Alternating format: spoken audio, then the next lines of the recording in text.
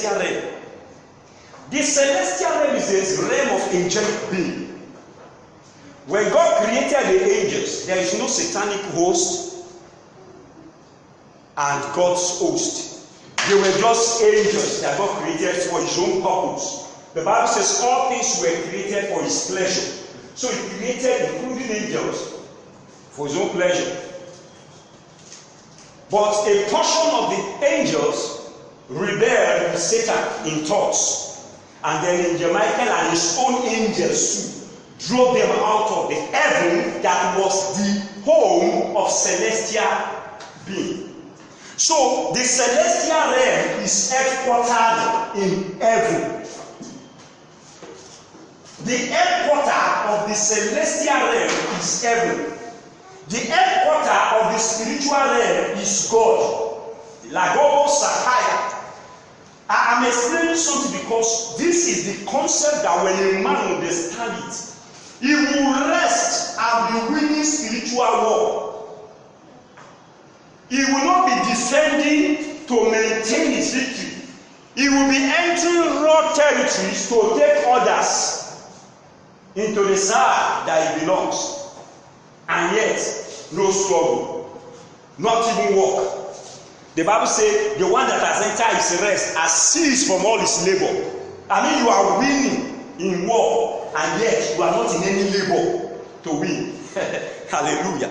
All right, angelic beings are headquartered in the kingdom of heaven. So God does not live in the kingdom of heaven. He lives in himself. And yet, the kingdom of heaven has a representation of his throne, where they see glory beaming out, but they have never seen the thing behind the glory. They have never seen the thing behind the glory. Number 3. Oh, I said something. I said, a host of the angels were now drawn with the devil. The man was not called devil.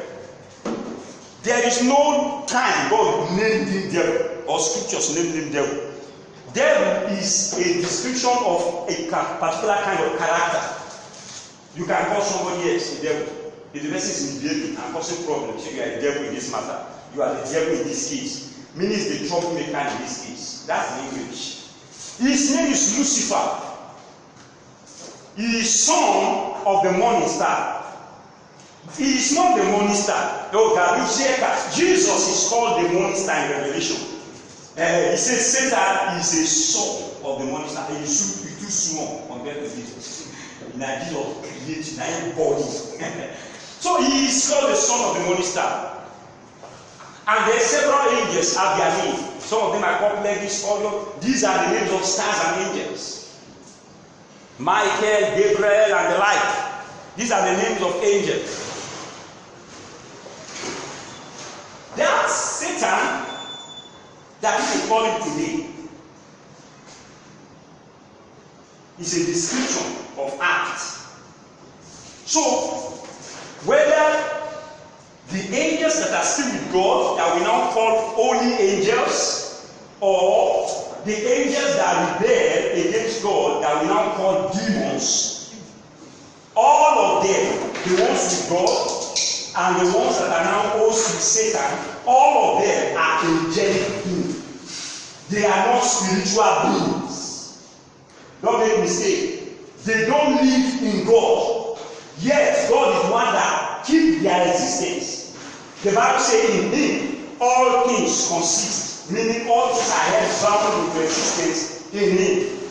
Yet they don't dwell inside him. He created a kingdom for them. And then he inserted them there. Others rebelled. They were chased out of that kingdom, and they needed another kingdom to stay. The next kingdom that is habitable is the kingdom of men, which is the kingdom of this world. Before I get to the kingdom of this world, I will describe the second realm. The third realm is the intellectual realm.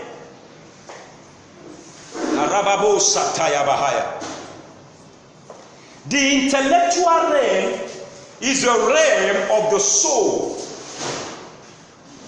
Until God infuses his spirit into the formed clay, storyline. When God created man, that man was inside God as a spirit. The man was not physically present. And yet the Bible says he had made male and female inside himself. And they were not physically present. Genesis chapter 1, verse 26, 27. In verse 28, he already blessed them as spirits. That's why the blessing of God is with your spirit. It is your responsibility to materialize it in your body. Somebody can be heavily blessed in the spirit and heavily poor physically. Until he materializes the blessing here. God in chapter 2 of Genesis formed a clay. The translator into English language called it man. It would have been better for us. People would have understood the concept properly. If he said, and God formed a status with clay. Because the word that was used here is formed, squeezed into shape. He took clay of the head and squeezed it into shape and said, you want to do something. And the Bible says, and God breathed. God breathed, ruach, meaning into man, into that clay that he formed. And that clay gains intelligence. Because what came into that clay is the ruach. The Greek calls it a pneuma, what we call the spirit. The spirit of God touched that clay. Suddenly, the clay materializes a soul. From that day, the record of a man on his activity is labeled on his soul, not on his spirit. You can never read anywhere in the Bible that a spirit can sing or a spirit sing. The soul that singeth shall die. What shall a man give in exchange for his soul? All souls are mine. You will never see the spirit that singeth. You know why? Spirits have pristine state from God. Anywhere the soul cooperates with the body to carry out activity, any activity the soul cooperates with the body to discharge is where we determine where they will carry the spirit to. God himself opened his mouth and said, my own spirit, the same way to man, will no longer strive with men.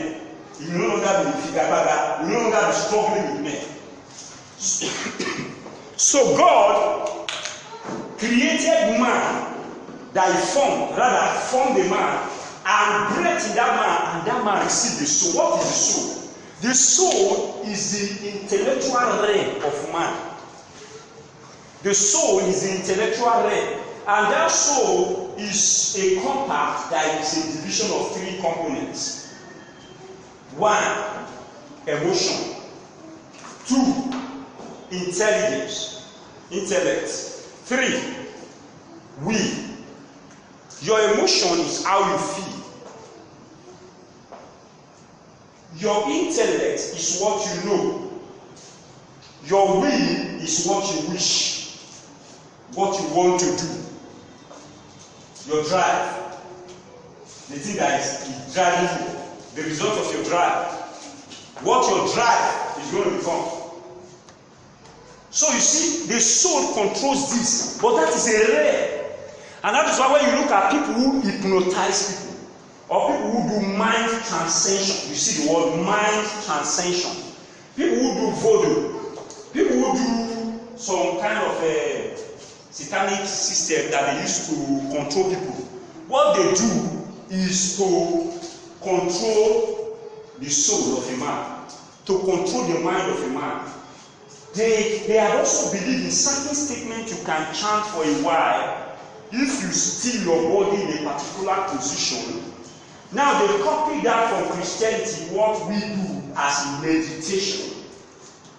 So they do it as mind transcension, where somebody can sit down in his house, take a still position without shaking, without doing anything, chanting some particular statement consistently with eyes closed, room dark, whatever color, and then chanting it in a particular position for a while, and after a while his mind will leave that place. His mind will not be in an astral world, doing different things. Sometimes, if anybody backs into such room and touch the person's body, might make the body at a very high temperature, very hot, or very cold, or the person will not even be aware that somebody is touched until his mind comes back. Mind transaction. Because why? It's a realm in itself. That is why that is the realm. If any believer understand it, the believer will sing trance. While sitting, while talking with people. That's the same thing God used, because you see, the gift of the Spirit functions through our sensory perceptions. Somebody can say, I heard God audibly. The truth is that you did not hear him audibly, but you heard him. Because audibly means like this. And you don't hear him like this.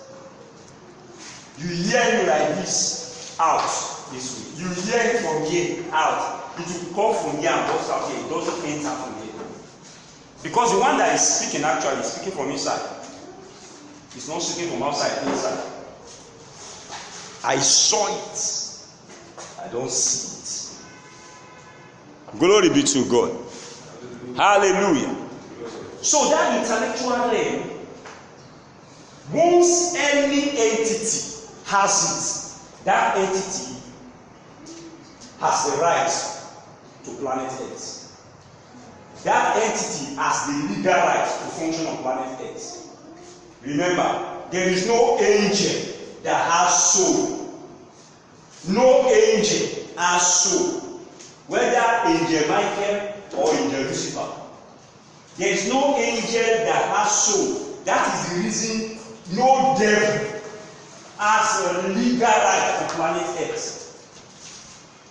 The more reason why, for them to carry out any activity on Earth here, they must enter a person or enter anything to express themselves.